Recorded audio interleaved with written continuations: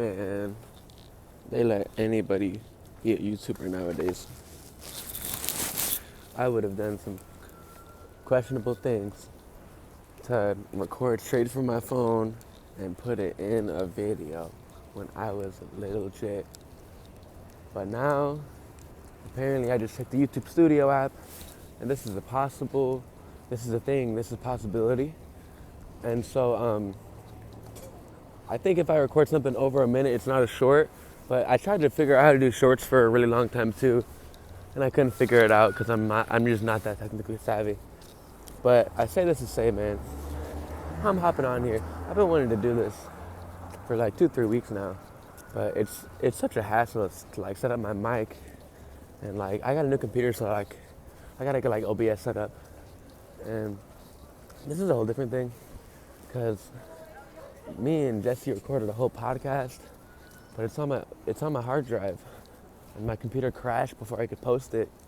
Like it literally like died and never recharged again. So I wasn't able to post that. But I've been wanting to get this like takeout for a while, man. And it's that the Rudy Gobert Timberwolves are not the Rudy Gobert Utah Jazz, okay? Not by any stretch of the imagination, okay? Exhibit A, they do not have traffic cones on defense, all right?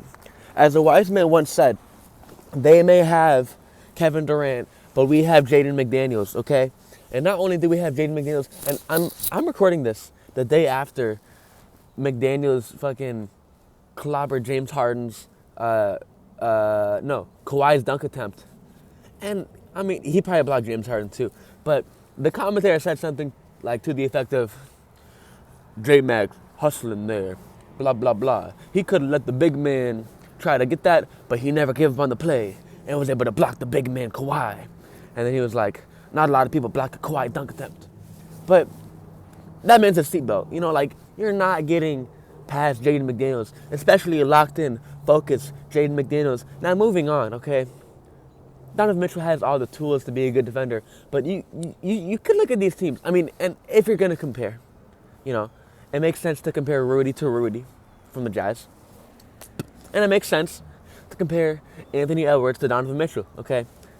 And, I mean, like, as I'm saying this, I'm looking up and it's almost like 3 minutes. Like, I kind of want to make this short, but that's really not what, you know, I do podcasts nowadays. So it's going to run a little long. But if you want to compare Ant to Donovan Mitchell, be my freaking guest, okay? Both excellent players of the same slashing archetype with a jetpack in their butt. You know, I mean, Ant might be a little more athletic at this point, but, you know, it's debatable. They're both great players. That being said, there is no perimeter defender near the caliber, near the stratosphere, near the planet of Jaden McDaniels, okay? Rudy can stay home because he doesn't have to guard all 5 positions all around the floor. We just played the Clippers. I thought he couldn't guard on the perimeter. I thought when they went 5 out, he'd be played off the floor. Like, his playoff defense might be a little bit worse than his regular season. Listen, man, it's overblown is what I'm trying to say, okay? Now, let's just move on to the perimeter defenders, okay? In Utah, Mike Conley might have been the most competent defender. Now, I mean, we don't rely on him for anything on defense. Anything whatsoever. Nickeil Alexander-Walker, seatbelt. I got a crooked pinky if you never noticed. I actually got 2 of them. A seatbelt, boy. Seatbelt. So we got 2 seatbelts right there, right? Let's make it a third. Slow-mo. All right, now, the guy forgot how to shoot. He's shooting about 7% from 3, give or take, you know. And I feel like he lost all confidence. There was like an eye surgery, I think, that happened this like off season, and I don't know if he can see, but when he's on the floor, seatbelt, boy, okay?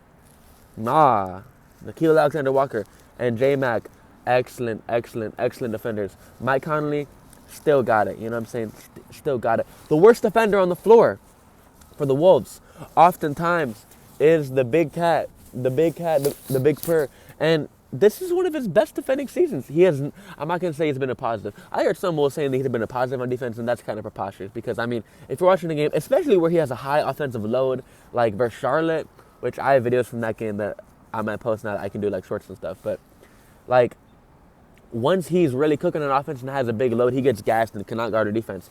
But in a regular game where Anthony Edwards is doing some heavy lifting and there's a healthy dose of Mike Conley, Rudy Gobert pick and roll, Cat is not an atrocious defender like he usually is. I mean, he's not good, but, you know, I mean, if Cat's your worst defender, a 7-footer, right, like, you're doing much better than you were in Utah, right? And not only is Cat the worst defender, but we can hide his weaknesses with all the seatbelts we got on the squad. I'm talking about J-Mac, Nah, and, I mean, I'm throwing in Kyle, even though he is, I mean, a 0 on offense would be generous. I mean, let's just say that, right? Although he did knock in a 3 and a mid-range shot the other day. Now, I'm going to move on to another point that I just briefly touched on. A Mike and Rudy pick and roll is good offense, and that's never going to go away. Mike knows how to play with Rudy. Rudy knows how to play with Mike.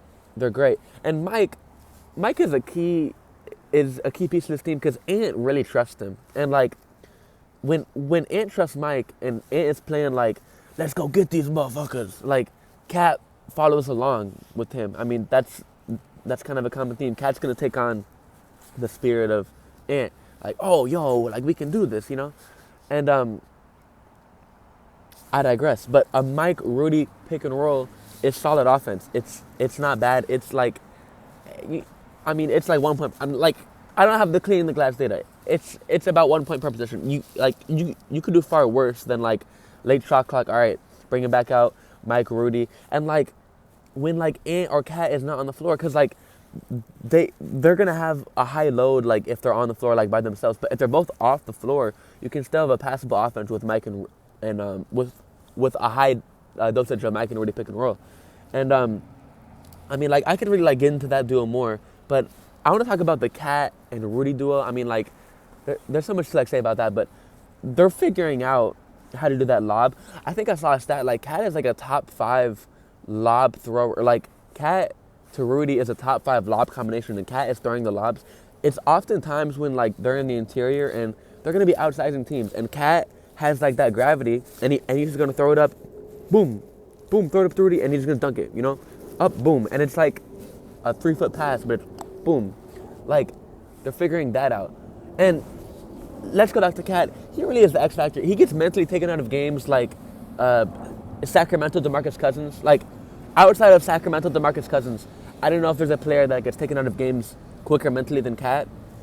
But the big the big Cat, I mean, he's still a special offensive player. There's not a whole lot of players like him ever. I mean, like, a 7-footer shooting mid-40s, I believe it's 44% this year from 3, and he could dial that up to, like, around 40% on much, much, much higher volume if you wanted to. Like, he's a historically great shooter, especially for his size. But you don't even need to add the especially for his size. He's a historically great shooter, period. And a better second option than any Rudy team has ever had on offense. I mean, like, it's not even close to debatable. There's never been, like, it was like a Donovan Mitchell and, like, Rudy, like, that was the thing, and then, like, a bunch of, like, 3-and-D players in Utah. And, like, I'm very much, like, oversimplifying this, but this team has a much higher playoff ceiling because it's not just a bunch of 3-and-D players. We have I'm not going to say superstar, but a fringe all-star. And actually, I believe an all-star this year. Yes, an all-star this year. And Karl Anthony Towns, and a much better second option than any previous Rudy team. Now, I mean, I just have so many things to get into here, but, I mean, going into the deadline, the biggest need for this team, we needed a backup point guard. We could not be having Jordan McLaughlin minutes. I mean, I love Jordan McLaughlin, but, I mean, you can't be 5-0 and not be able to shoot. You know, I mean that's rough. But we wanted a movement shooter and a backup point guard, and we kind of got both of those. I don't know if Marcus Morris is necessarily a movement shooter, and I don't know if he's even signed with the Wolves quite yet. But we got Marcus Morris on the buyout, I believe. I believe from the Sixers.